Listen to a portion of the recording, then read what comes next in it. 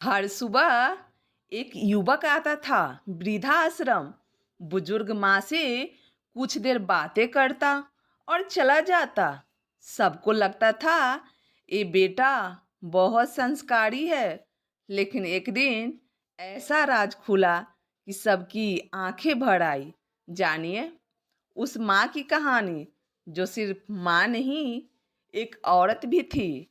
वृद्धाश्रम के दरवाजे पर हर दिन सुबह के वक्त एक कार आकर रुकती थी। उसमें से एक युवा व्यक्ति उतरता और वृद्धाश्रम के बगीचे में बैठी एक बुजुर्ग महिला के पास जाकर बैठ जाता। दोनों के बीच धीमी धीमी आवाज में बातें होती और फिर कुछ देर बाद वह युवक उठकर चला जाता। यह दृश्य अब वृद्धाश्रम के सभी निवासियों के लिए एक परिचित और रोजमर्रा का हिस्सा बन गया था। धीरे धीरे सबको यह भी पता चल गया था कि वह बुजुर्ग महिला उस युवक की माँ है। आज सुबह का दृश्य भी कुछ वैसा ही था, लेकिन आज युवक अपने माँ के सामने घुटनों के बल बैठा था और बार बार उनके पैरों को पकड़कर माफी मांग रहा था। वृद्धाश्रम के गेट कीपर रघु, जो हमेशा अपने काम में तल्लीन रहता था, आज इस दृश्य को देखकर विचलित हो गया।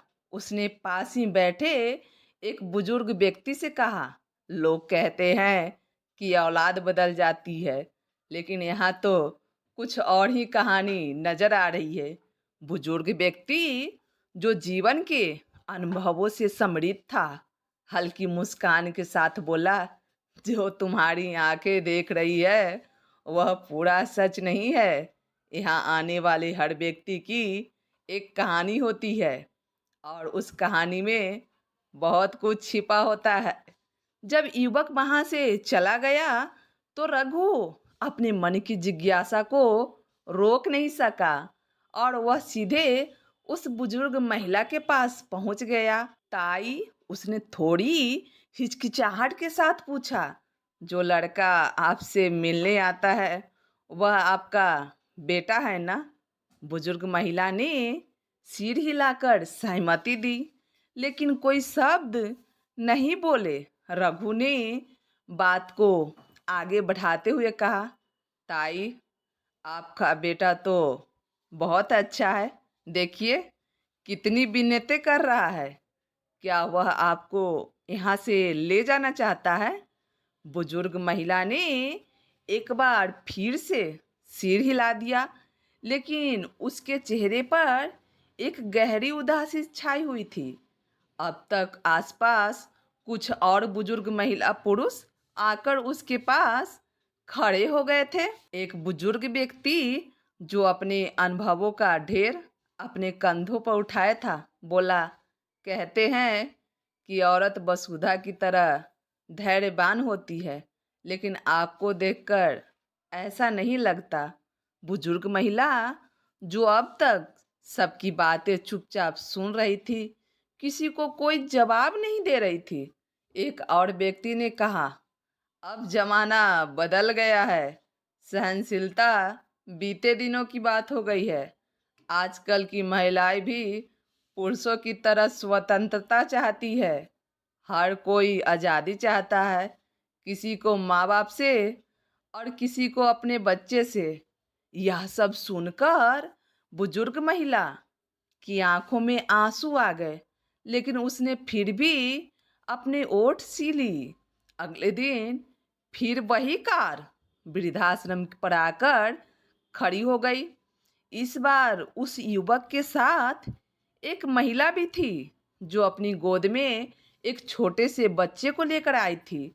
दोनों वृद्धाश्रम के अंदर आए और महिला ने बच्चे को बुजुर्ग महिला की गोद में रखते हुए पैरों पर गिरकर रोते हुए कहा, माँ जी, हमें माफ़ कर दीजिए, हमारे साथ घर चलिए, आपको अपने पोते की कसम है।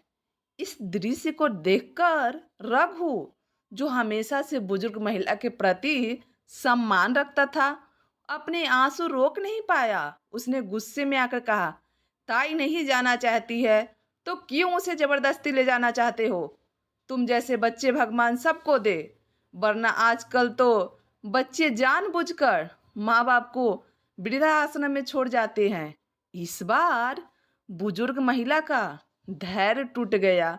उसकी आंखों से आंसुओं की धारा बहने लगी। अपने आंचल से आंसू पोंछते हुए उसने रूंधे गले से कहा, आप शायद नहीं जानते रघु जी, जब मेरे पति इस दुनिया से चले गए तो मेरी सारा जमा पूंजी इन लोगों ने ले ली। रोज एक निवाले के लिए मुझे घंटों इंतजार करना पड़ता था। ये लोग मुझे दिन रात खड़ी खोटी सुनाते और रातों में खून के आंसू रुलाते। अंत में इन्होंने मुझसे कहा कि या तो मैं उनकी शर्तों पर चलूं या घर छोड़ दूं। मैंने घर छोड़ दिया क्योंकि मेरे पास और कोई रास्ता नहीं था। आज ये लोग माफ़ी मांगने नहीं आए हैं। इन्हें मुझसे कोई प्रेम नहीं, बल्कि इन्हें बच्चे को संभालने के लिए एक आया चाहिए। इसलिए यह नाटक आपके सामने कर रहे हैं। बुजुर्ग महिला की इस बात ने वहां खड़े सभी लोगों को सन्न कर दिया। रघु, जो हमेशा से लोगों के प्रति दयालु रहा था, आज इस सच्चाई से बेहद दुखी हो गया। उसने सोचा जो आंखें देख रही थी वह सच नहीं था। कभी कभी जो दिखाई देता है वह सच्चाई से बहुत दूर होता है। आज वृद्धाश्रम के हर निवासी ने एक कड़वी सच्चाई को समझा कि जब रिश्ते स्वार्थ की बुनियाद पर टिकते हैं तो वे केवल एक दिखावा बनकर रह जाते हैं। अगर ये कहानी आपके दिल को छू गई हो तो एक पल के लिए अपनी माँ की झुर्रियों को, उनके कांपते हाथों को और उनके बिना कहे गए त्याग को याद कीजिए। कभी वो आपकी हर दर्द की दवा थी। आज अगर अकेली है तो सोचिए क्यों खून के रिश्ते से नहीं, दिल के रिश्ते से निभाए जाते हैं। यह सिर्फ एक कहानी नहीं, एक आईना है जो हमें दिखाता है कि प्यार और इज्जत के बिना रिश्ते सिर्फ बोझ बन जाते हैं।